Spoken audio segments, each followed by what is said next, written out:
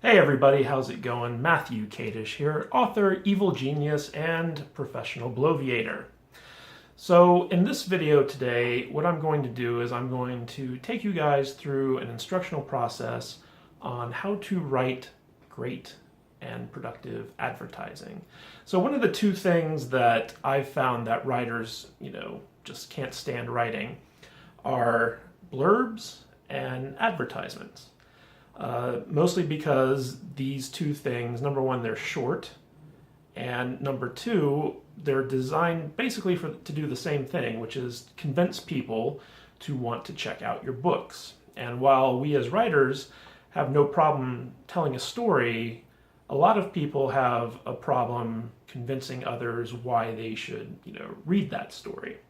So, basically short form ad copy is something that people who are used to writing anywhere between 20,000 and 100,000 words for a novel can find a little bit daunting because you want to cram so much information into what you write, but at the same time you're also trying to convince people to purchase something or take some type of action or what have you.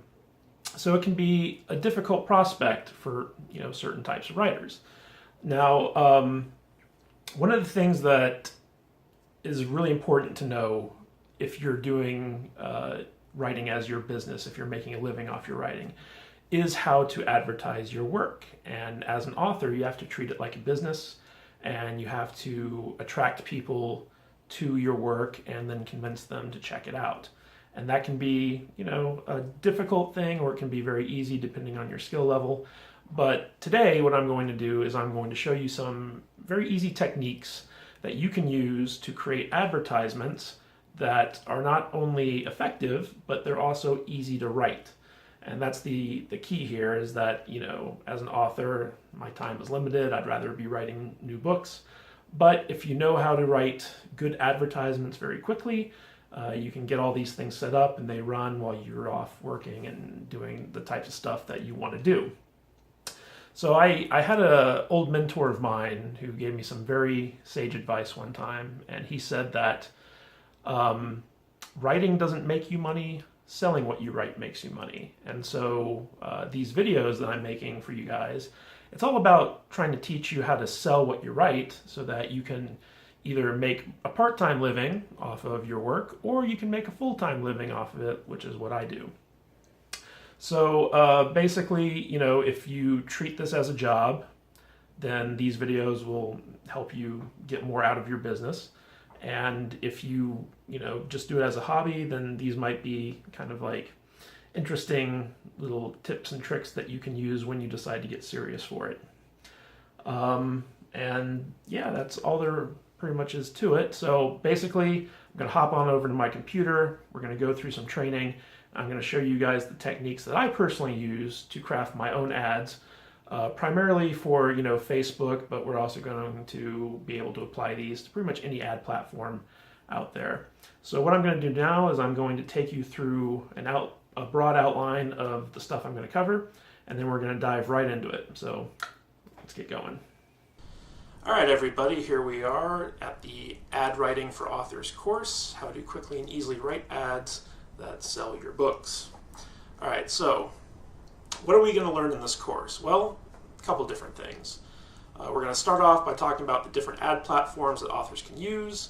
Then we're going to talk about easy formulas for writing winning ads, how to use calls to action to get people to actually click on your ad, long ad copy versus short ad copy, using demographics to create targeted ads for specific readers, genre-specific ad writing strategies, and of course, how to choose winning ad images. So let's just jump right on in. I'm going to try to get through this quickly and succinctly, and hopefully you guys won't be too bored by it. All right, so let's talk about the ad platforms to use. So there are lots of different ad platforms out there, and what I mean by ad platforms are basically places that you can go to run advertising. And these are the big ones that are going to get you the most traffic. We're talking about Facebook, Google AdWords, Twitter ads, AMS, also known as Amazon Marketing Services, and BookBub PPC ads. Now, of course, these are the ones recommended for people who are selling books.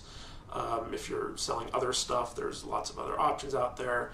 But these are going to give you the most bang for your buck in terms of the amount of reach that these ad platforms have. Facebook, Google, Twitter, AMS, BookBub, they all have reach to, between all of them, millions of people. So you're going to find someone within these ad platforms that are going to give you, that are going to be within your target audience, basically. So for the purposes of this video, we're going to focus mostly on writing ads for Facebook, because that's like the big daddy of, online advertising right now. But you can take these techniques that I'm going to give you and you can actually apply them to all these other platforms as well, with the only caveat being that Google AdWords, Twitter, AMS, and BookBub, you're kind of limited in the amount of text that you can use in that. So you're basically going to be doing short form advertising, writing ads that are like, 2 sentences, maybe 3, as opposed to Facebook, where you can actually put in a lot of text in your ad. So, just keep that in mind going forward, that the focus of this video is for Facebook advertising as opposed to all this stuff. But you can take these techniques I'm going to give you and apply them to these other platforms as well. So let's talk about advice going forward when you're going to be mastering one of these ad platforms. Because some of you might not like Facebook, some of you might not be on Facebook. You might want to do Twitter, you might want to do Google, you might want to do BookBub or Amazon.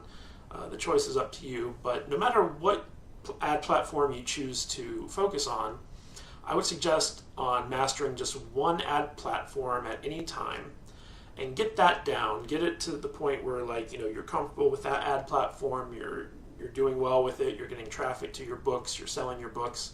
And then once you've gotten that kind of situated, you can scale up to other ad platforms when you're ready. Because a big mistake a lot of people do is they'll try to do all these advertising platforms at the same time, and they'll get overwhelmed and they'll get confused and they'll be spending a lot of money, and they'll just get kind of frustrated with the whole process, and then they'll shut everything down and they'll just throw up their hands and be like, that's it, I'm done.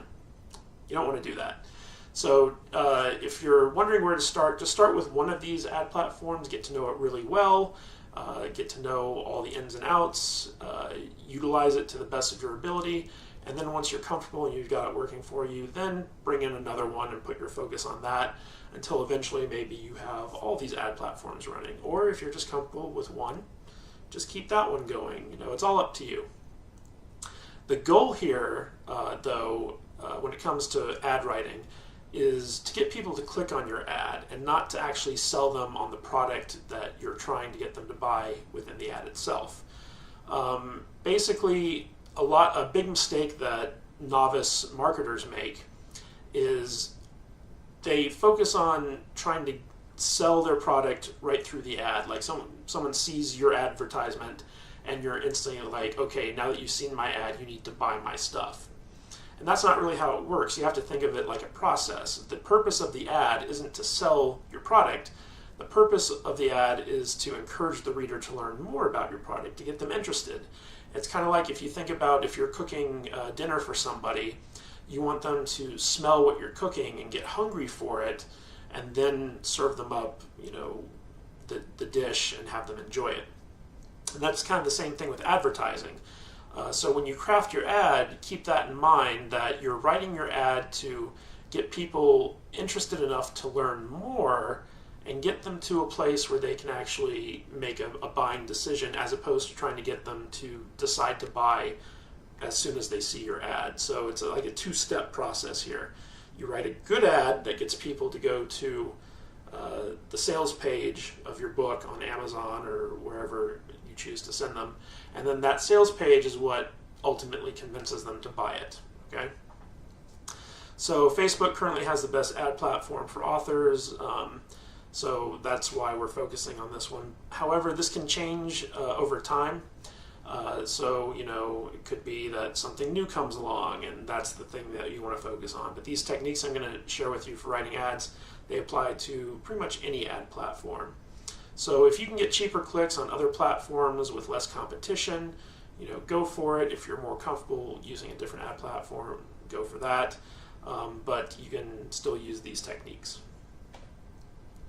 All right, so we're just going to go right into this thing now that I've kind of laid the groundwork for it.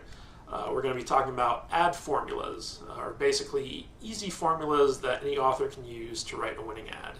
So basically, I'm lazy. I like to have kind of templates or outlines or some type of formula that I can just kind of pick and choose from and plug my stuff into, and then boom, instantly create an ad that I want to, serve up or test or, what have you.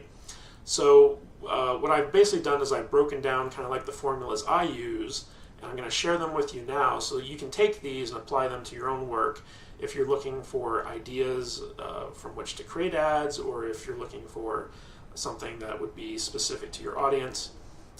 One of these should fit into that formula for you. All right, so formula number one, this is my favorite one. This is what I call the piggyback formula. And this formula basically compares your book to a more popular piece of entertainment that a large audience will be more familiar with. So the goal is to associate your book with an already established work to piggyback off of its name recognition.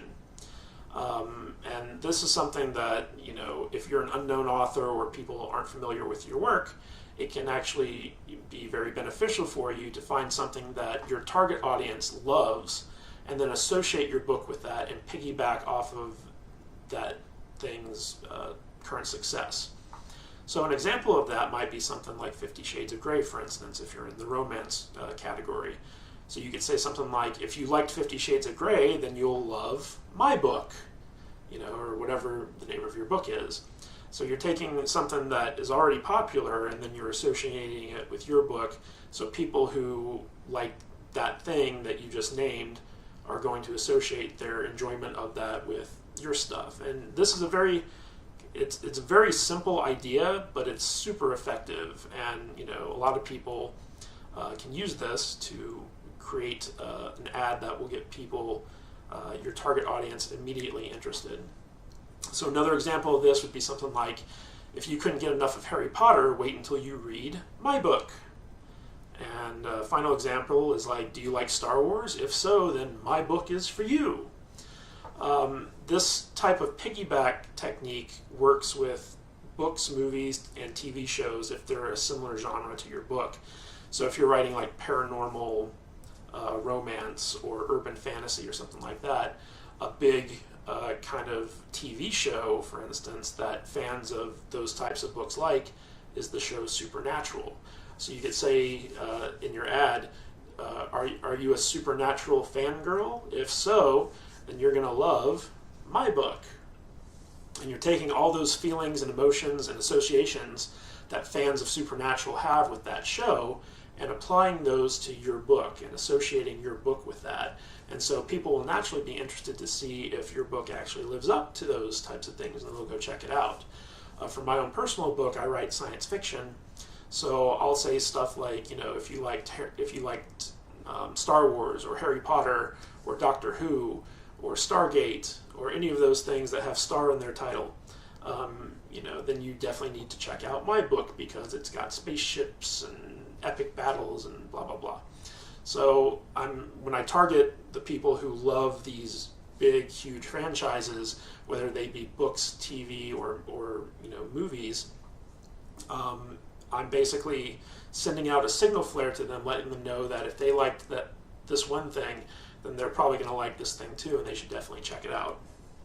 So that's my favorite formula for writing an ad, is just finding something that's similar to your story, that's already popular, and then putting it out in front of the people who already like the popular thing and introducing them to your thing. So the second formula we're going to talk about here is called the open loop. And an open loop is basically a thought construct that doesn't have a resolution to it.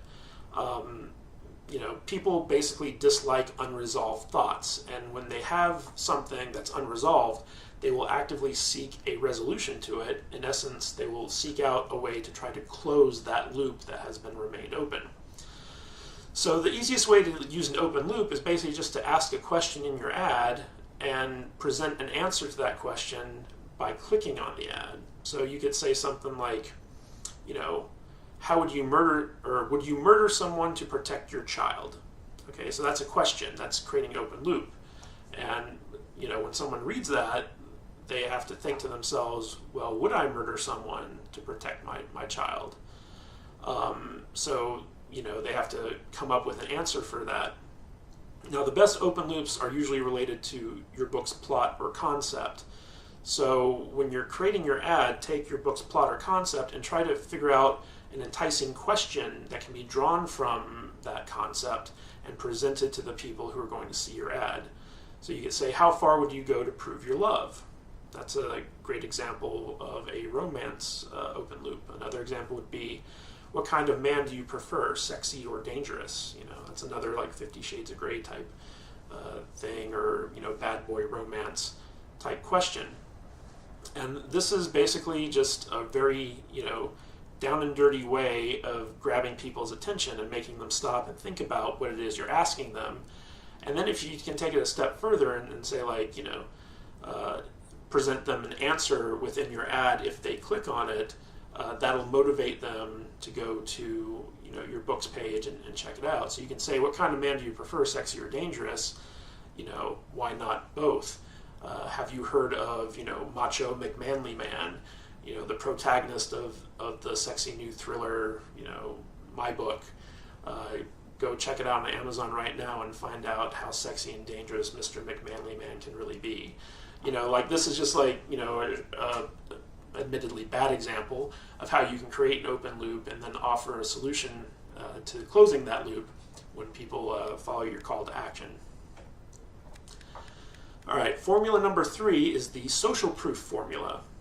So basically, for the social proof formula, you use what other people have to say about your work to entice new people to check it out. And you see this with movie reviews all the time. If you see an ad for a movie, it'll always be like 5 stars, and, you know, pulse-pounding thriller says USA Today, you know. And social proof is actually, like, you know, really positive. And for us book authors, social proof is basically, you know, other people's reviews of our work. And if you have really good reviews, you can put those in your ad, or even use them as the entirety of your ad to get people to want to check it out. Now, a caveat to this is that the more credible and more public the source of the social proof is, the more powerful it's going to be. So, you know, just taking a random like person who left a review on your Amazon page and featuring it, you know, if you don't have anything else, that's okay to do. But if you have a review from like a local newspaper or from a website that, you know, sounds official or is official, then you're going to want to use that and put that in the forefront, because when people see a credible you know, piece of social proof put in front of them, then they actually associate, you know, the statement that entity is making as being truthful. So you always want to basically attribute reviews to real people if possible. You don't want to just have, like, you know, quote-unquote Amazon reviewer, you know, being the name source for the review. You want to have people's names, and then you want to have the accreditation along with it. So, like Sally Jane from io9.com, or, you know, Roger Ebert from the, you know, Chicago Sun-Tribune, or something like that. You always want to attribute the review that you're featuring in your ad to someone who's real. And you can also stack reviews if you have lots of them to use. So you don't just have to use one. You can use 3, you can use 4, you can use 5, however many you feel you need to fit into your advertisement. But typically, you know, like 1 to 3 really good reviews, pretty much all you need if they're like, you know, a single sentence, like kind of like a quippy, you know, one-liner, like 5 stars, I could not put this book down, said so-and-so at the Huffington Post. If you have a slightly longer review, you can just feature that one review. But the whole idea here is that, you know, people, when they see social proof of quality from a trusted source, they will be more willing to check that out than if, you know, there was no social proof. So if you have a very highly reviewed book, or you have a lot of reviews, this is a very valid tactic in writing your ad, because your ad can just be one good review after another after another. The fourth formula is what I like to call the excerpt. Basically, this is where you use a part of your book as the ad, and you hook the reader into wanting to read more. So it's basically you're just taking a couple paragraphs from your book and using that as your advertisement. And you want to try to use as interesting a passage from your story as possible for this excerpt. And Facebook is really good for this because you can put in a lot of text into the actual post part of the ad. So you could conceivably put in an entire chapter on your ad to entice people to not only read it but then read more. But you always want to make sure that whatever excerpt you use, that it ends on some type of cliffhanger or open loop, because you want people to be interested enough by the time they get to the end of it to want to learn more and check out your book. So at the end of your excerpt, always tell the reader to click on your ad to find out what happens next. So that's a very important part of this formula. So basically just find an interesting part from your story, put it in your ad, and then add in a call to action at the end that has some type of a cliffhanger and open loop in it, and you're good to go. Finally, Formula 5 is what I like to call shock and awe. And this could be a little bit of a controversial formula, so only do this if you're really confident in yourself, or you do it in a kind of funny or interesting way. But basically this is about creating something offbeat, controversial, or attention-getting, because your goal here is to shock your reader with your ad and intrigue them into finding out more about it. And I used to work at a company called The Rich Jerk, and their advertisements were something like, "I'm rich and you're not, therefore I'm better than you." And when you saw that ad, you'd stop and you'd be like, "Wait, what?" And then you'd read the rest of the ad and you'd be like, "Oh, this is cool and interesting and funny. I want to find out more about it." So you'd go to their website and then you'd see the products they had for sale and you'd choose whether or not to buy them. And that's really where I learned this formula from, is because this company, The Rich Jerk, their whole philosophy about it was, be as insulting to the customer as possible. And you see this at restaurants too. I think the name of the restaurant is Dick's Last Resort or something like that.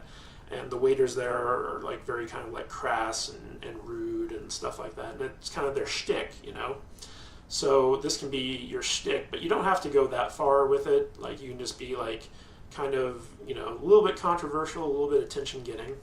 So an example of this is "Why was this book banned?" That could be your headline. That's something that people would see, why was this book banned? What could have caused it to be banned? Another example would be, "You'll regret not reading this book." Third example, why does this book have every housewife outraged? You can create an ad that targets a specific demographic, and when that demographic sees this shock and awe headline, they're going to be like, "Oh, I'm interested to see why people like me are outraged about this book." You can even go so far as to say "You're stupid for not reading this book." Now, admittedly, that might turn some people off, but it will get their attention, and sometimes that's really the thing that you want to do, is to get people's attention right away and make yourself stand out from all the other data that's out there that's clouding up people's eye lines or attention or what have you. So the shock and awe formula, it can be a little bit tricky to pull off well, but it's a valid ad writing technique. All right, so now that we've gone over the different formulas for crafting an ad, let's talk about the call to action. And this is where you basically tell your potential customer what you want them to do. So what is a call to action? You always want to give people a reason to click on your ads, and you don't want to just leave it up to them whether or not they can figure out what they need to do after reading your ad. You actually need to tell them what to do. This is very important, and this is what a call to action is. You're basically telling them what you want them to do. A call to action is where you explicitly state the action you want someone to take after reading your ad. Some good guidelines to follow here when it comes to calls to action. Always include them. Always. Never write an ad that does not have a call to action in it. Make it very specific. Tell them exactly what actions they need to take or that you want them to take. In addition to that, you want to maybe add a value proposition to it. So for instance, like if you click on this ad right now, you can save, $5 off the purchase price. That's a value proposition. Another thing you can do is add a time constraint. This is where you can say like, you can put a ticking clock on your offer. So you can say, if you click on this ad within the next 24 hours, you can get this book for free or something along those lines.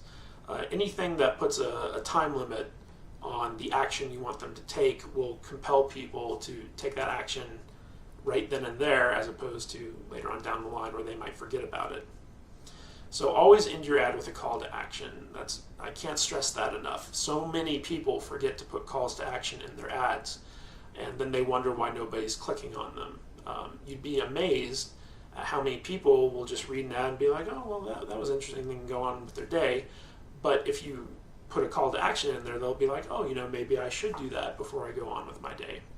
You see this with TV commercials all the time, especially when you see restaurants doing like special deals like the McRib at McDonald's. They'll be like, here for a limited time, go to your local McDonald's today and get it for just $3.99. And people will be like, oh man, the McRib's back, I gotta go to my McDonald's tonight. So that's an example of a good call to action, is where you announce something that's here for a limited time, and you tell them what they have to do to go get it, and then they go and do it. It's kind of weird. So let's talk about some call to action examples that apply to online ads. Probably the most common are something like click the button below to learn more. Like how many times have we seen like that little button that says like learn more on it in the corner, and you got to click on that button to go to whatever destination the ad's going to send you on. But just saying click that button below to learn more will get you an increase in response than if you didn't have it there. Another example is click here to order your copy now. Go to Amazon to get this book at a discount for a limited time. So that's a value proposition and a time limit. Want to read more? Click here now. It's an open loop with a call to action example. Click the image below right now to discover how to get your copy of generic title or my book or whatever. For a limited time, you can get my book for free. Act now and get your copy today. So you can see that limited time, act now, get your copy today. Those are all time constraints that, 3 different time constraints put into one call to action. Don't wait, click here to get started.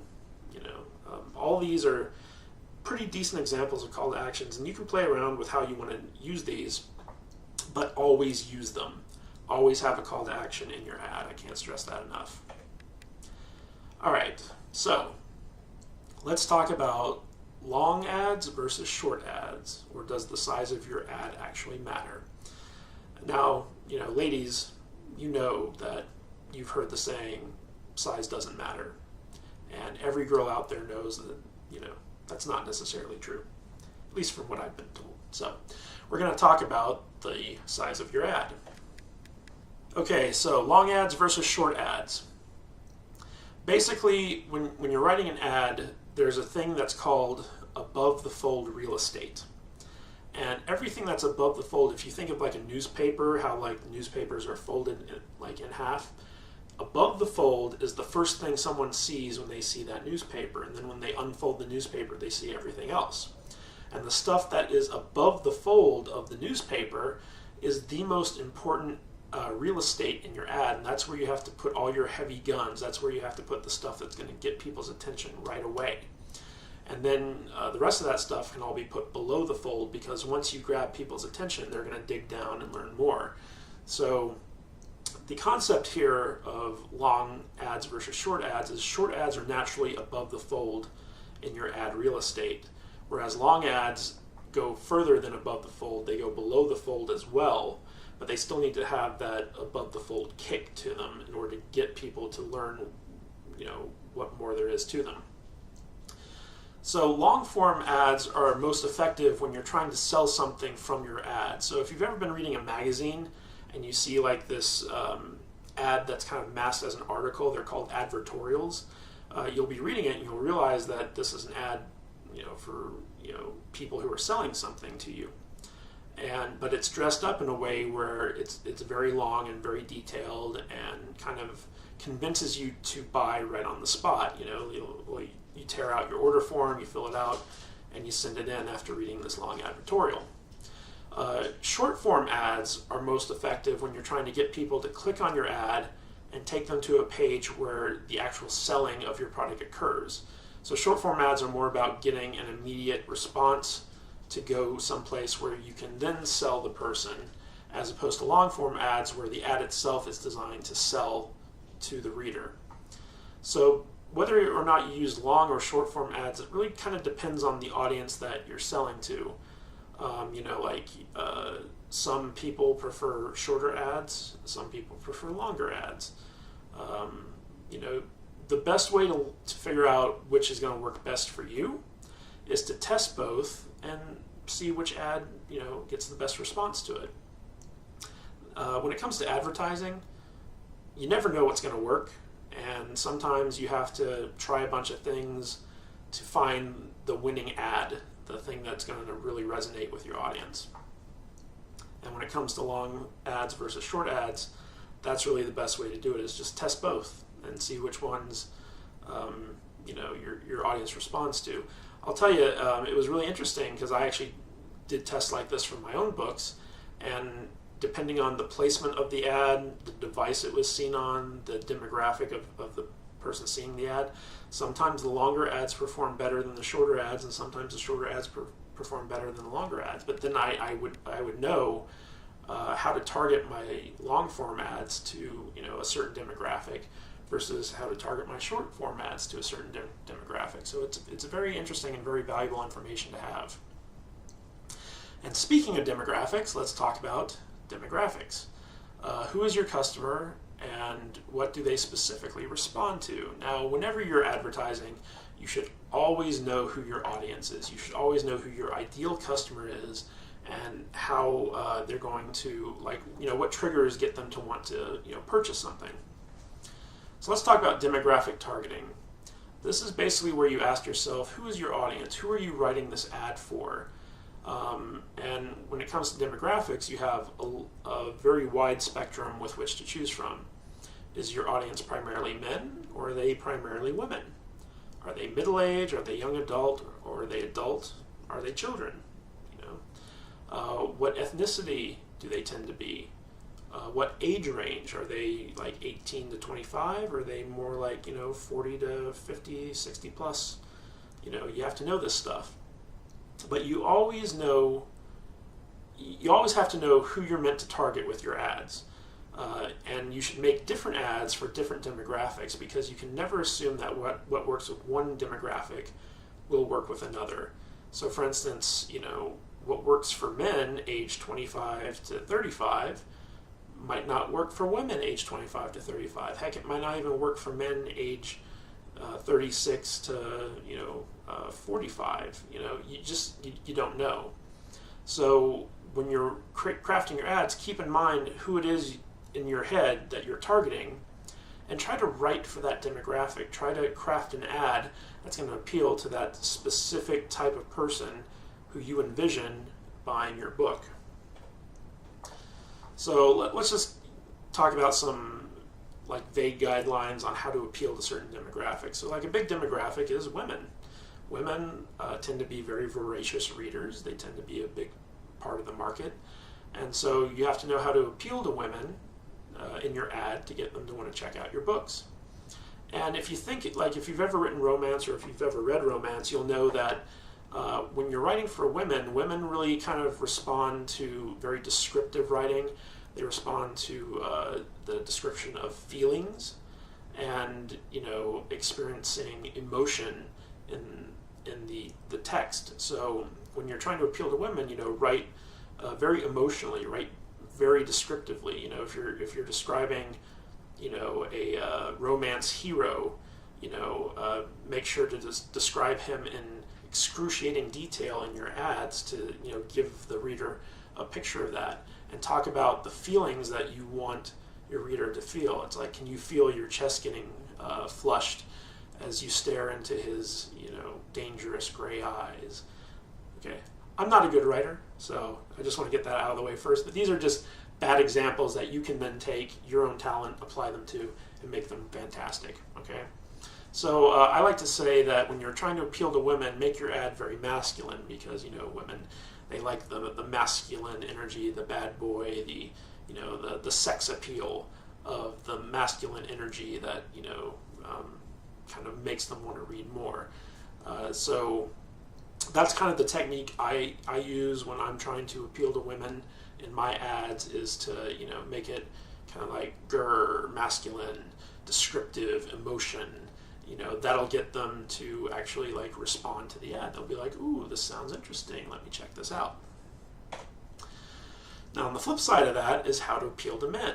Now, you know, men and women, they're not that different, but they are different, okay? So men, as opposed to, you know, enjoying highly detailed, descriptive, emotional text, they tend to focus more on facts, action, and benefits. You know, they want to know what the value proposition is of what is being advertised to them, and they want to get to that point quickly. So, you know, like you'll say, like, do you want to make more money? Then, you know, do this right now. And men will be like, hey, I like that. That sounds interesting. Let me go check that out. You know, talk about the benefits. It's like, you know, how would you like to make $100 a day from the comfort of your own home? Men would see that type of ad and be like, hey, that sounds pretty good to me. So, you know, it's a little bit more, when you're writing for men, it's a little bit more snappy. It's a little bit more about facts, action, and benefits than it is about emotion and description. But in addition to that, just like how when you make your writing for women masculine, you want to make your writing for men kind of feminine, because men really respond to, you know, stuff that's feminine in terms of like sexiness. You know, you want to make your ad sexy, you know, sell the sizzle, not the steak type thing. So, like, you know, I'm sure we've all heard that phrase, like, sex sells. So, you know, if you have a picture of an attractive girl in your ad, that's going to appeal to, you know, men. If you have a picture of an attractive man in your ad, that's going to appeal to women. And the same thing can be said about how you write it. You know, so it's like, you know, gentlemen, are you ready for the thrill ride of your life? You know, like, that's kind of something that can be considered sexy. So just keep in mind that if your primary reader is a woman, you want to write your ad one way. If your primary reader is a man, you want to write your ad another way. In addition to gender, we're also going to talk about age. So there is this young versus old demographic. Different ages respond to different things. Younger readers prefer shorter ads simply because younger readers tend to have shorter attention spans. Older readers like more content. They're more open to longer ads. So, you know, older readers are a little bit, you know, more patient and, you know, a little bit more interested in certain things. Instant gratification tends to skew towards the younger demographic versus delayed gratification, which tends to skew a bit older. So, you know, a short form ad might be best targeted towards, you know, 18 to 25-year-olds, whereas a long form ad might be best targeted to 50 and older. That's something that you want to be aware of when crafting your ads. All right, so let's talk about genre-specific ad strategies, or how to tailor your ad for your chosen book genre, okay? Genres tend to have their own certain tropes that go with them that fans of that genre respond to best. So you know, depending on the type of book you're writing, you always want to put those tropes forward and up front in the person's, in, you know, your target audience's face, so that the people who respond to those will instantly gravitate towards them. So the first genre we're going to talk about is sci-fi. And basically, sci-fi loves starships and outer space. So if you have a starship in your ad, on your ad image, like, that's going to be, you know, just, you know, catnip for sci-fi fans. For some reason, sci-fi fans love looking at spaceships. Another thing sci-fi fans love is military, or kind of like superhero, the one-man army, space marine type, you know, character. So if you put that first and foremost in your ad, you know, sci-fi fans are going to respond to that. You know, like, Joe Macho is the greatest space ranger to ever wield a gun. You know, having that in your ad will instantly tell a sci-fi fan, hey, this is something that I am interested in checking out. Another thing that sci-fi fans respond to is hard science. Like if you have something about like, is it possible to travel faster than light? Find out in my latest book, blah, blah, blah. And finally, aliens and new worlds. Sci-fi fans really love, like, images of distant planets and the possibility of alien life. So featuring that in your ad can also appeal to science fiction fans. When it comes to action and adventure stories, you want to display weapons and movement. So, like guns, knives, swords, people running, people jumping, people falling. That type of thing instantly tells people that this is an action-adventure book, and the people who like reading that type of stuff will naturally gravitate towards it. And when you're writing your ad, you want to describe the excitement in your ad. And you see this in movie trailers and movie commercials all the time, like, pulse pounding, thrill a minute, like non-stop roller coaster ride. Like, that's the type of stuff that action and adventure junkies get off on. So be sure to include that type of thing in your ad if it's an action and adventure ad. For romance, the big thing, because the primary reader in the romance market is, women, sexy men, having good-looking men or describing sexy men. Sometimes, couples, so like, as long as there's a sexy man there and there's like a sexy woman along with him, that can appeal to both men and women who enjoy reading romance. So, but, you always want to, focus on the sexy person when you're writing a romance ad or, choosing an image for a romance ad. And you also want to focus on evoking emotions. So remember before where I talked about how when you're writing for women, you always want to have like, you want to write emotionally and you want to be very detailed. So when you're creating a romance ad, focus on evoking the emotions you want someone to experience when reading your book. And try to entice the reader. Be like, like if you read any romance novel this year, be sure to read the hottest, sexiest, most pulse-quickening romance there is, my book, So, romance readers, they like to be enticed, they like to be titillated, they like to be teased. So don't forget that when, you're writing your ad, because that's something that, fans of the genre respond to. So when it comes to urban fantasy, basically you want to always have like some type of urban landscape mixed with magic in there. So, like a cityscape. It doesn't have to be recognizable, but it can be exotic. It can be like London, or something with skyscrapers and lots of buildings.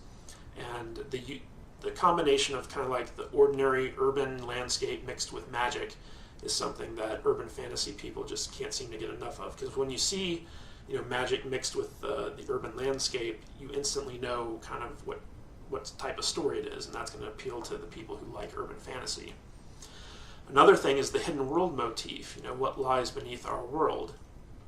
And that's something that you can actually put into the ad text where, you can talk about the world that you're creating in your urban fantasy that's going to entice people to want to check out more of it. What makes your urban fantasy unique from others in the genre. That's a big deal because, people, they want similar, but they also want something just like a little bit different. So if you can express how your urban fantasy is unique from, so-and-so, bestsellers urban fantasy, then that'll get people intrigued to check it out. And finally, if you've got any romance or young adult tropes in your urban fantasy, you want to highlight that. You want to highlight the romance, you want to highlight the young adult stuff. And, an example of this is a love triangle. If your book contains a love triangle, romance and young adult books or readers tend to love triangles. Even if people say they don't like them, they'll get into them. So, if you can feature that in your ad, that's something that urban fantasy readers will tend to, respond to. So jumping from urban fantasy to straight up fantasy, people who read fantasy have to have swords or magic prominently displayed in the advertisements. They need to have that, the melee weapons, and they need to have like the mystical stuff, because those are hallmarks of fantasy. You also want to draw, sorry, that's my dog coughing up something. You also want to draw attention to the epic nature of your story, because fantasy readers love huge, sprawling, epic tales. So, one way you can do that is to highlight the setting of your fantasy world. You can talk about the castles and the mountains and like the massive battles and the rivers you have to cross, and the uniqueness of the land. This works with dystopia as well. So, describing the setting and describing the epicness of your story in your ad will appeal more to fantasy readers. Mystery and thriller stories. Basically, the key to writing an ad for mystery thriller is to feature an enticing question. This kind of goes hand in hand with the open loop concept. Who done it? What would you do? Who killed Sally Mae? What would you do if your wife suddenly disappeared? These are the types of things that mystery readers kind of latch onto and are like, oh, I must know what happens. And the best way to write an ad for mystery is just basically, what's your central mystery? Is it a murder mystery? Is it some other type of mystery? Is it a mysterious circumstance? Always put that at the forefront of your ad, because if it's intriguing enough, people will be like, yes, I want to see where this goes. And finally, ask yourself, is there a ticking clock in it for the thriller? Because part of thrillers is a time constraint. It's like, it's the sense of urgency. You only have 24 hours to save the President of the United States. Can you do it?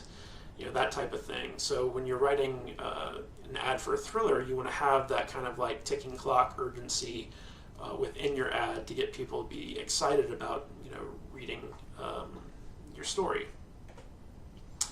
All right, now when it comes to horror is a little bit of a special case when it comes to writing ads, because you have to avoid using gore and religious iconography in your ad if you don't want to get in trouble on the ad platform that you're advertising on, because most ad platforms have certain guidelines that they don't like to display. Like, I know for a fact that both Amazon and Facebook have a slight problem with gore and religious iconography, and they will disapprove your ads for using too much of it. So you want to stay away from violence, and you want to stay away from anything that could be considered controversial iconography. And instead, you want to focus on atmosphere. You want to basically talk about the, what you can't see in the dark. You want to talk about the feelings of dread and despair and oncoming danger, like that type of thing. So if you think about it, it's kind of like writing for romance readers if romance readers were masochists and they just got off on being depressed and scared terribly. So focus on atmosphere. Entice the reader by the promise of scaring them. You don't want to scare them in your ad, but you want to tell them, like, hey, if you read the story, you're gonna be scared. Like that's the type of thing that you need to work into a horror advertisement. And also mix in a little bit of mystery there. What horrors await you in the dark? Add in some type of open loop to get people intrigued enough to want to check out, like, what is this thing that's going to scare me? So that's a very important thing to keep in mind when writing an ad for a horror story. And finally, we have nonfiction. So nonfiction, it's a little bit different from all the other stuff, because all those other genres are based in made-up land. Nonfiction can be a little bit easier to write ads for, because depending on the nonfiction that you're writing, it can be a self-help book, it can be a how-to book, or it can be a biography or a memoir type thing. So I'm just going to go over some things that cover that entire range right here. Basically, you want to focus on the benefit that the reader receives from checking out your book. Like, when you write your ad, if you're selling a book on how to make money from home, you want to say, like, hey, learn how to make more money from home. That's a benefit that the reader would receive for reading your book. Talk about the lessons and features of the book. For instance, 6 easy steps to happiness, or 5 ways to holistically cure your acne. These are all lessons and features that are displayed in the book that people would be interested in learning. So always put those to the forefront. Another big thing with nonfiction is how your book could solve a potential problem. So for instance, do you suffer from insomnia? Learn how to sleep better at night by reading this book and natural sleeping remedies, stuff like that. If your book has historical significance to it, where it kind of details an event that changed the world, or a little known but very interesting event, like for instance true crime, stuff like that, that can be something that certain people are interested in, so always put that on the forefront. Never before heard true story. This is another big one. Basically, if it's a true story that people aren't familiar with, they could be very interested in it. So make sure that you talk about the unique details of the true story, and by extension of that, talk about a unique true life character that the book features. So if it's your memoirs, you want to talk about yourself and why people should be interested in learning about you. If it's a biography on a certain, unique character, talk about them, introduce them to the audience, and talk about, all the great stuff that, they're going to be learning about in the book. All right, and the last module, finally, is called Choosing the Right Ad Image, or adding visuals to your sales pitch. Now, one of the interesting things about online ads is that they can be graphical. So you have like Facebook ads, which allows you to upload an image directly to it, and you also have banner ads, which are something that you can do in Google AdWords and BookBub ads, for instance.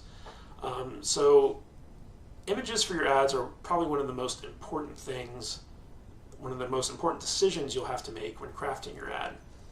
Because you want to choose an image that best represents your book's genre, and you also want to use an image without text, because those tend to perform better because they put the focus on your ad text. Now, this is a Facebook specific thing, because Facebook will actually penalize you for having a lot of text on your ad image. So the less text that you have featured on the ad's image, the better it's going to perform for you, at least on Facebook. But something like Google and BookBub ads, you need to have text on your image. There's just no getting around that. Having a good image that represents your genre and isn't too cluttered with text is going to basically get you a better result, because the first thing people are going to see when they come across your ad in their Facebook feed is your image, and that's going to be the thing that has to be engaging, because that needs to be the thing that makes them stop scrolling and then look at your ad text. So the image is kind of like the emergency brake for people scrolling through their news feed, because once they come across an image that's intriguing to them, they're going to stop and be like, oh, that's interesting, what is this? And they're going to read your ad text. And the best way to pick the best image for your ad is basically test out a lot of different images. Find a bunch of images that are relevant to your ad and try them out and see which one gets you the best result. Like, you can think, oh, this one image perfectly encapsulates my book, so I'm just going to use this. But what you might not realize is that, maybe that image, even though you respond to it, it's not something that your readers really respond to. Maybe your readers respond better to this other image, and you'd never know it if you didn't test it out. So always be testing out different images and seeing which one works the best for you. Also, don't always use the cover image of your book for your ad. I know this is a popular thing a lot of authors like to do, where they basically just take like the primary image from their book's cover and feature that in their advertising. And they're like, well, it's my book's cover, so might as well be my ad image as well. That's a perfectly legitimate strategy. However, it's not always the most effective one. I've always found that you can always find a better image that will work better for your ad than your book cover. I've never had any instance in all my advertising of my book cover actually outperforming some random royalty-free image that I've tested out. I know it's weird, but that's the case. So don't rely on your cover to be the image that you use in your advertising, because I can guarantee you it's not the best image to be used. You basically want to use something that's eye-catching and unique and will make people want to stop and read your ad. That's the primary goal in choosing images for your advertisements. Something that's eye-catching, unique, and will stop people as they're scrolling through their feed and make them want to read your ad text. That's the whole purpose of an ad image, is to get people to stop and read your ad. So those are basically some rules of thumb for picking images for your ad. And with that, I would like to thank you all for watching. I hope that you got something out of my crazy ramblings. And hopefully, I don't even know how long I've been doing this this video for, but hopefully it's not too long and you guys weren't too bored with it. And if you have any questions or you want something cleared up or specifics or whatever, you can always reach out to me, via email, via Facebook, whatever. I try to make myself available.